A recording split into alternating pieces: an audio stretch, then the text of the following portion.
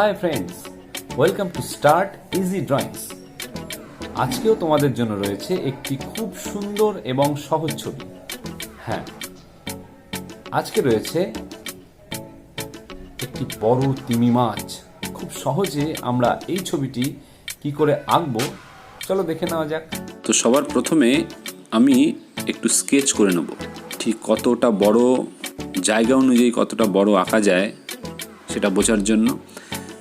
সমস্ত ছবি আঁকার আগে এইভাবে যদি তোমরা হালকা স্কেচ করে নাও তাহলে তোমাদের বুঝে নিতে খুব সহজ হয়ে যাবে যে ঠিক কতটা বড় আমি ছবিটি আঁকব। তো এবারে ঢেউ আর এইভাবে মাছের ওপরের অংশ বক্ররেখার সাহায্যে আঁকব। এবারে মাছের মুখ, তারপর চোখ এবং অন্যান্য অংশ একে একে আঁকতে থাকবো, দেখতে থাকো।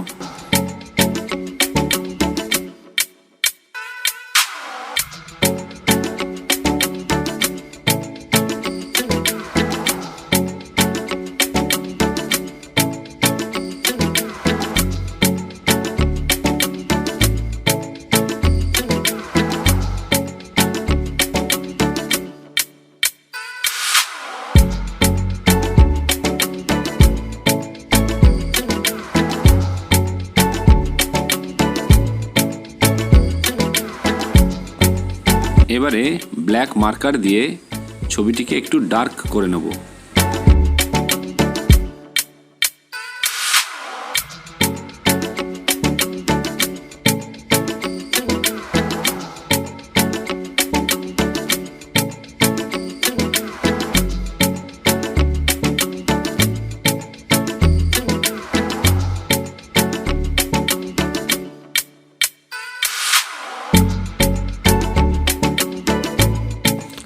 এবারে রং, প্রথমেই আমি সমুদ্রের জলের রংটা করব স্কাই ব্লু বা কোবাল্ট ব্লু, এই ধরনের রং দিয়ে।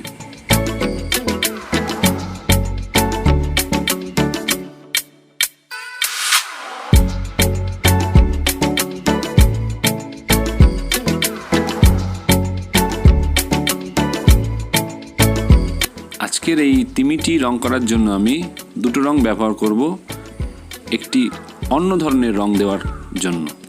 তো প্রথমে আমি ধূসর রং অর্থাৎ গ্রে কালার ইউজ করব দুটো টোনে, নিচের দিকে একটু ডার্ক এবং ওপরের দিকে একটু হালকা।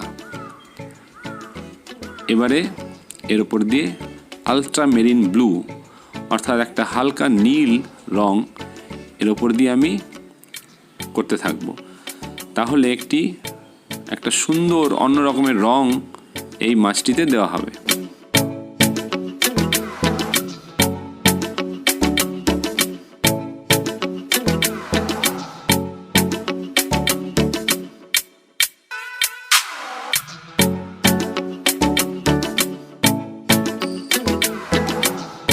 এবারে মাছের ওপরের দিকের যে হাইলাইটেড অংশ, যেখানে অর্থাৎ আলো পড়ছে বলে মনে হচ্ছে, সেখানে আমরা সাদা রং দিয়ে হাইলাইট করে দেব। জলের মধ্যেও একই রকমভাবে আমরা একটু সাদা ডলে দেবো, সাদা রংটা, তাহলে ছবিটি একটু অন্য মাত্রা পাবে।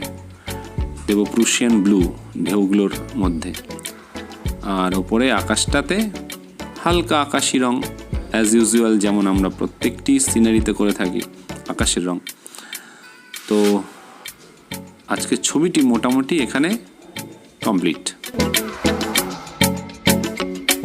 তো কেমন লাগলো আজকের ছবিটি? যদি ভালো লেগে থাকে তাহলে অবশ্যই একটি লাইক করবে আর বন্ধুদের সঙ্গে শেয়ার করবে। আর চ্যানেলে যদি নতুন হয়ে থাকো তাহলে অবশ্যই সাবস্ক্রাইব করে রেখো এইরকমই আরও নতুন নতুন এবং সহজ ছবি পাওয়ার জন্য।